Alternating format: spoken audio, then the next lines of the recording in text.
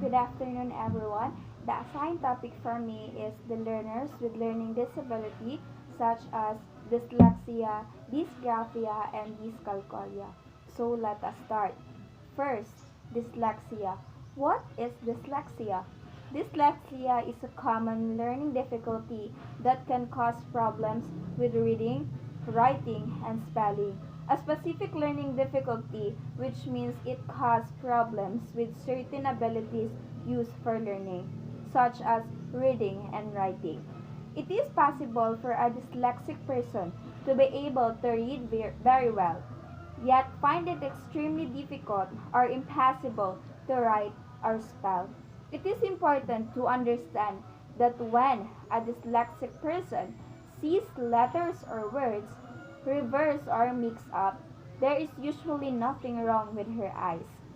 Because when a dyslexic person um, nakikita niya yung mga words na nandyan, example, motivation, um, yung mga letters ay naghahalo-halo na at hindi na niya how to read that word. And because the word is being reversed or nabaliktad yung word sa isip niya. So, a dyslexic person, hindi mo malalaman mo talaga na meron siyang disability na ganun kasi hindi niya mababasa ng tuwid yung mga words na nandiyan sa harapan niya. So, that was a dyslexic person or the dyslexia. Next is the type of dyslexia. There are 6 types of dyslexia. First is the phonological dyslexia, a reading disorder in which the patient has impaired reading of non-words. The symptoms of phonological dyslexia are very similar to those of deep dyslexia. The major difference between these two dyslexias is that phonological dyslexics do not make semantic errors associated with deep dyslexia. Second is surface dyslexia, a disorder characteristic by the relatively preserved ability to read words with regular or predictable grapheme to phoneme correspondences but substantially impaired reading of words with irregular or exceptional print to sound correspondences. So, let's go for the third type of dyslexia, which is the visual dyslexia. A reading difficulty resulting from either optical vision problems, physical causes, or visual processing disorder, or the cognitive neurological causes. Optical problems often result from simple near or far-sighted. So, visual dyslexia is for how they can read the word kung malayo or malapit. So, magiging problema iyon para sa mga mayroong mga visual dyslexia. Next, the fourth type of dyslexia is the primary dyslexia. This is the common type of dyslexia and is as a dysfunction of rather than damage to the left side of the brain or the cerebral cortex and does not change with age. With the primary dyslexia, kung nagkakaroon ka ng dysfunction or damage sa brain mo and hindi na yun magbabago pa kahit na tumanda ka, hindi na magkakaroon ng mga changes na kung meron kang primary dyslexia. And the fifth type of dyslexia is the secondary dyslexia. This type of dyslexia is caused by problems with brain development during the early stages of fetal development. Developmental dyslexia diminishes as the child matures. It is also more common in boys. So, the secondary dyslexia is common daw siya sa mga boys. So, developmental of your brain during the early stages of your life, the developmental of a child maturity. So that was the secondary dyslexia. And the last type of dyslexia is the trauma dyslexia, also referred as a acquired dyslexia. When an adult or child has a brain injury from trauma or disease, they can sometimes develop difficulties with language processing, which result in dyslexia. So when a person that have a brain injury or a trauma or a disease, they can sometimes develop difficulties in speaking, writing, reading. So this point out na natin na meron siyang dyslexia kung meron siyang mga pagkakaroon na traumatized siya sa mga nangyari sa kanya na nagre-resulta ng mga hindi na siya marunong bumasa. So that was our sixth type of dyslexia. Next is, what is the characteristic of a dyslexia? The primary reading and spelling characteristics of dyslexia are as follows. First, difficulty of reading real words. Second, difficulty accurately decoding nonsense words. Third, slow, inaccurate, or labored oral reading, lack of reading fluency, and difficulty with learning to spell. So that was the characteristics of dyslexia. Causes of dyslexia. Saan ba nanggaling or saan ba nakukuha ang sakit na dyslexia? Dyslexia causes when the family has history of dyslexia or other learning disabilities. So, pwede mo itong makuha sa family mo kung meron siya history or kung merong member of the family na merong history of being dyslexic. Second is the premature birth or low birth weight when the day mother gave birth or the time when mother are in pregnancy stage.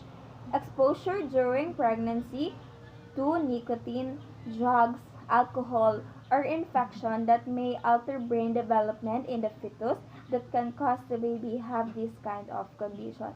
So, pwede nyo pa rin itong makuha sa mga mother itself. Yung panahon na nagbubuntis pa lang yung mama, doon din pwedeng makuha yung ganitong condition. Yung meron siyang mga tinitake na mga hindi dapat tinitake ng isang pregnant woman. So that was a cause of dyslexia. Problems in dyslexia.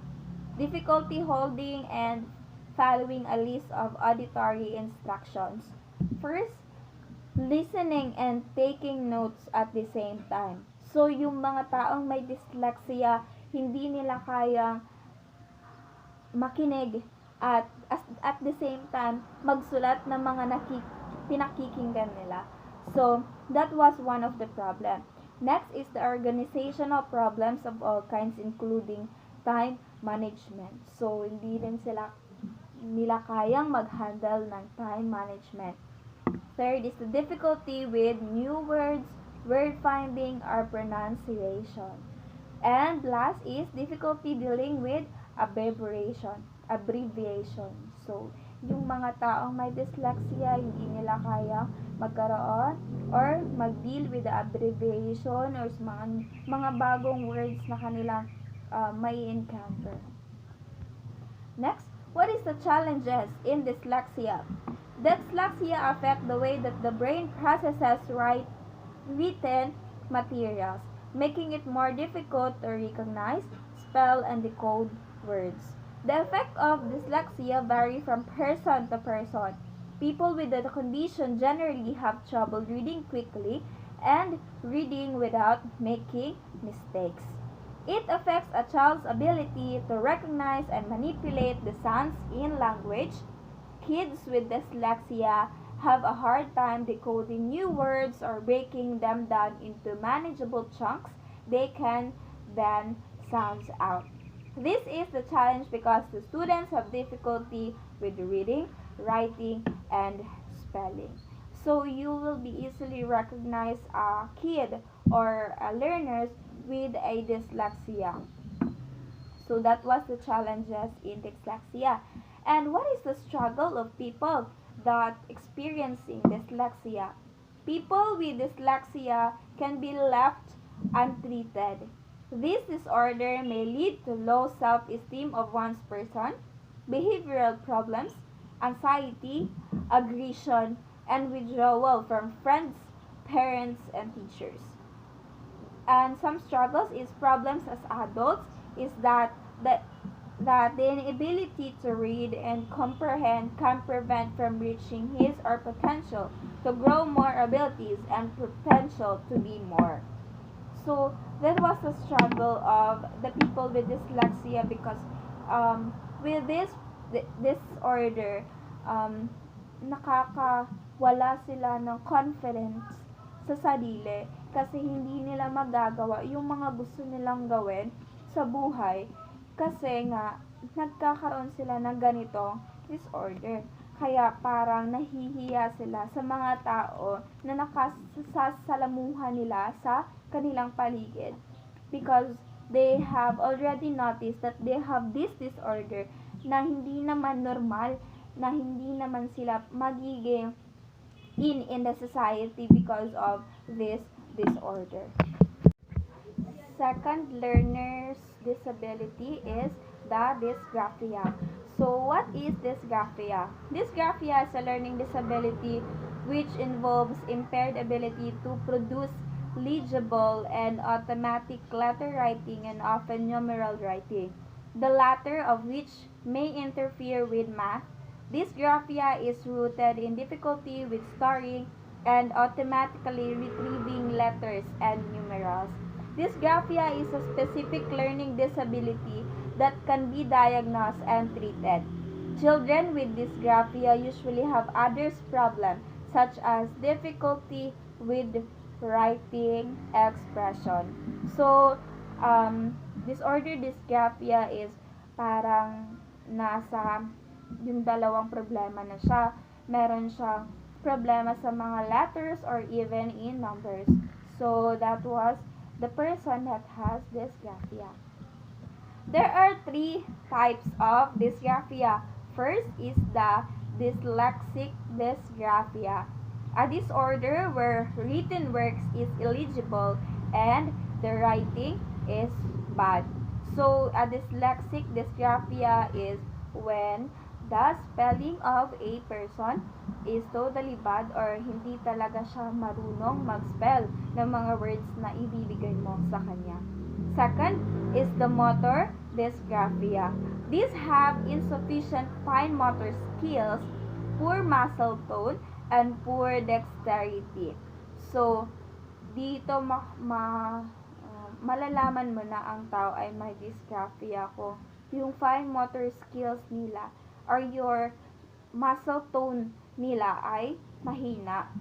So, that was the motor dysgraphia. And the third is the spatial dysgraphia. Has a lack of understanding of space, illegible work, but may have normal spelling. Hindi kagaya ng dyslexic graphia is hindi talaga siya marunong or bad siya in spelling. But this spatial dysgraphia, marunong naman siyang mag-spell, but sometimes yung sinaspell niya, hindi niya alam of what is the meaning of that. And hindi niya maiintindihan yung mga ginagawa niya sometimes. So, yan ang spatial dysgraphia. What is the characteristics of dysgraphia? Ano ba ang mga mapapansin natin kung yung tao ay nagkaroon ng dysgraphia? First, cramped grip, which may lead to a sore hand. Difficulty spacing things out on paper or within margins. Poor spatial planning. So, hindi na nila alam kung saan sila magsisimula or saan sila magtatapos. Frequency erasing or yung erase lang sila ng erase, hindi na nila alam kung ano na sinusulat nila, erase or frequency erasing.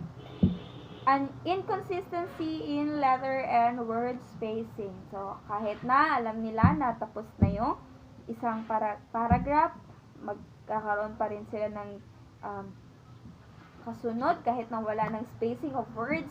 So, ganon. Poor spelling, including unfinished words or missing words or letters.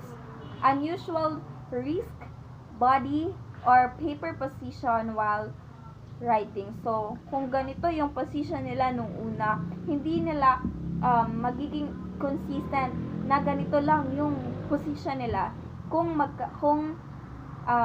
magsusulat sila. So, that was the characteristic of dysgraphia.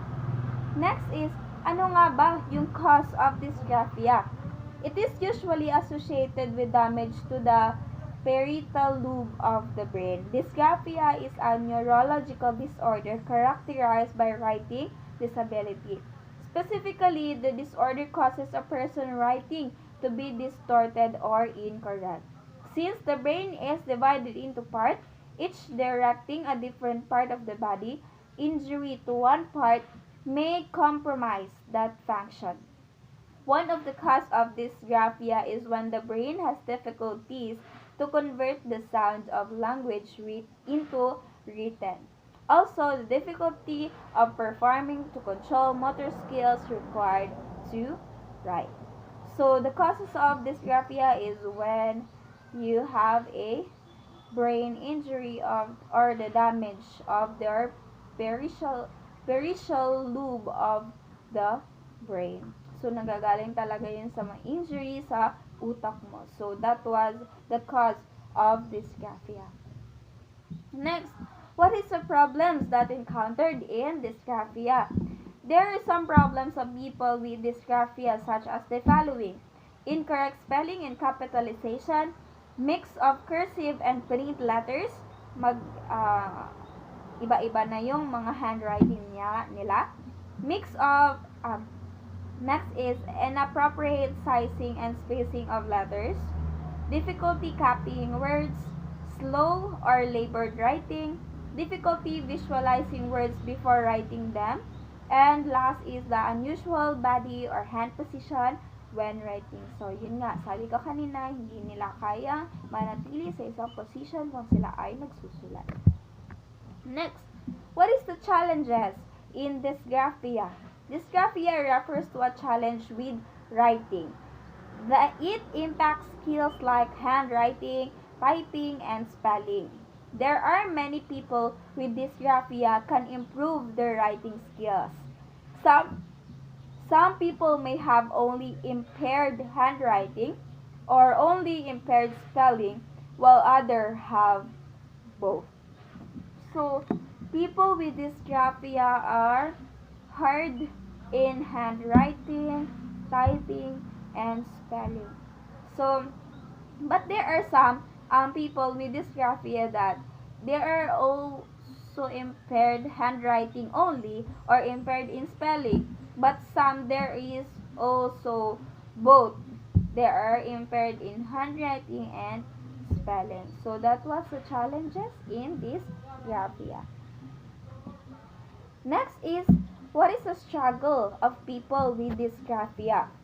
Children with dysgraphia will continue to struggle when it comes to holding a writing utensils. They have difficulties with letter formation, spacing, writing left to right, staying inside margins, spelling, punctuation, lowercase and capital letters, and also producing longer composition in a set time frame. They struggle usually in difficulty with writing expression. So, that was the struggle of the people with dysgraphia. We will go now for the third learning disability, which is the dyscalculia. From the word dyscalculia itself, malalaman na natin kung ano talaga yung problema ng isang learners natin. But what is dyscalculia? Dyscalculia is a math learning disability that impairs an individual ability to learn number-related concepts, perform accurate math calculations, reason and problem solving, and perform other basic math skills. Dyscalculia is sometimes called number dyslexia or math dyslexia. So, dyscalculia is a math problem of a person. So, there are 6 types of dyscalculia. First is verbal dyscalculia. This type of dyscalculia is characterized by a difficulty naming and understanding the mathematical concept presented verbally. Children with this type of dyscalculia able to read or write numbers but have a hard time recognizing them when present verbally. So that was a verbal dyscalculia. Second is the lexical dyscalculia. Trouble reading and understanding mathematical symbols and numbers as well as mathematical expressions or equations. A child with lexical dyscalculia can understand the concept when spoken, but may have trouble writing and understanding them. The third is the proctognostic dyscalculia. This type of dyscalculia is characterized by difficulty translating an abstract mathematical concept into a real concept. These children are able to understand mathematical concept but have trouble listing, comparing, and manipulating mathematical equation. The fourth is the graphical dyscalculia. Difficulty writing mathematical symbols. Children with this type of dyscalculia are able to understand the mathematical concept but do not have the ability to read, write, or use the correct corresponding symbols. So the fifth is the idiognostical dyscalculia. Difficulty carrying out mental operations without using numbers to answer math problems and understand mathematical concepts. They may also have a hard time remembering mathematical concepts after learning them. So the sixth type of dyscalculia is the operational dyscalculia. Will be able to understand the numbers and the relationships between them, but will have trouble manipulating numbers and mathematical symbols in the calculation process.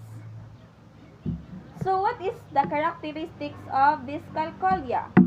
First, difficulty counting backwards. So 1, 2, 3, 4, 5, 6, 7, 8, 9, 10, 10, 9, 8. So they are difficult in counting backwards of numbers. Second, difficulty remembering basic facts. So nalilimutan nila yung mga basic facts na tinuturo sa kanila. Slow in performing calculation. So math problems, they cannot calculate it very well. Weak mental arithmetic skills, a poor sense of numbers and estimation, difficulty in understanding place value in ones, tens, hundreds. So, hindi sila marunong or mahihirapan sila. Addition is often the default operation. So, yung addition lang ang pwede nila or para sa kanila ang madaling operation in math problem. High levels of mathematics anxiety. So, nagkakaproblema na sila in such a way na magkakaroon na sila ng anxiety with mathematics. So, ano nga ba ang dahilan or cause of dyscalculia? Developmental dyscalculia is assumed to be caused by a difference in brain function or structure in areas with the brain involved in mathematics. Dyscalculia can occur as a consequence of prematurity and low birth weight and is frequently encountered in a variety of neurologic disorders such as attention deficit hyperactive disorder or the ADHD, development language disorder, epilepsy, and Fragile X syndrome.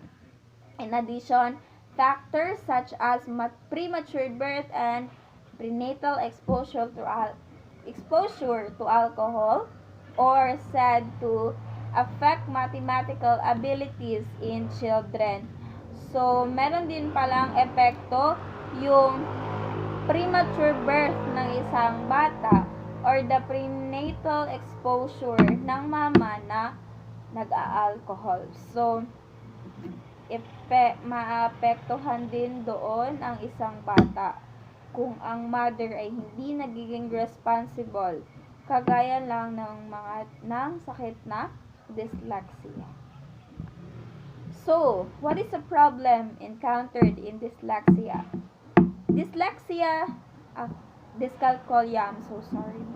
Dyscalculia may find it hard to estimate things like how long sometimes something takes or the ceiling height. Understand math word problems. Learn basic math like education, subtraction, and multiplication, but this is hard for them, the subtraction and multiplication. But having poor number sense and other math skills can also lead to all sorts of challenges in daily life. For example, kids with dyscalculia may have trouble with amount, time, distance, speed, counting, mental math, and remembering numbers. Challenges in dyscalculia.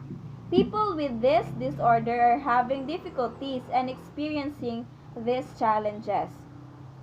Remembering specific facts and formulas for mathematical calculations, acquiring spatial orientation, learning abstract concept of time and directions, hard dealing with the exchange of money or handling money, and last is become confused in following sequential directions. Struggles of people with dyscalculia. People struggles with dyscalculia found learning math in the classroom particularly difficult. They have trouble adding and subtracting, memorizing timetables, and tackling more challenging word problems. Also, the learning disorder presents many challenges that affects a student's daily life beyond the classroom walls. Difficulty linking numbers and symbols to amounts. Trouble with mental math and problem solving. So the struggles of people with dyscalculia is in form of mathematics. So they are difficult in calculating things basta mathematics siya. So yung dyscalculia is involved talaga siya in mathematics na problema ng isang learners. So madali lang natin yung ma-recognize yung mga learners natin na may disorder na dyscalculia because it all involves in mathematics. So, dealing with these learners with learning disability such as dyslexia, dysgraphia, and dyscalculia have different effects in the physical, emotion, or spiritual aspects of the person who are affected. Professionals both in and out of school can work with your child to build math skills like numbers, sense, reading, and writing skills, as long as behavioral skills of a learners. There are accommodations that can make it easier for your child to work at the same level as his classmate. So, teachers have an extra effort to give the child a safe environment and also learnings even with its condition because there are no concrete medication for this learning disability. So, yun lang talaga ang maitutulong ng mga teachers, yung maging patient sila sa mga students na mayroong ganitong disorder. Kasi, they learn, matututo sila. Kaya lang, kailangan mo talaga ng matinding pasensya at um, yung passion mo towards to learn those children na mayroong disorder ng ganon. So, dapat ay magkaroon ka talaga ng passion towards them para sila rin ay matuto at magkaroon din sila ng mga knowledge na deserve naman nilang makuha. That was my topic. Thank you and stay safe everyone. And good afternoon again.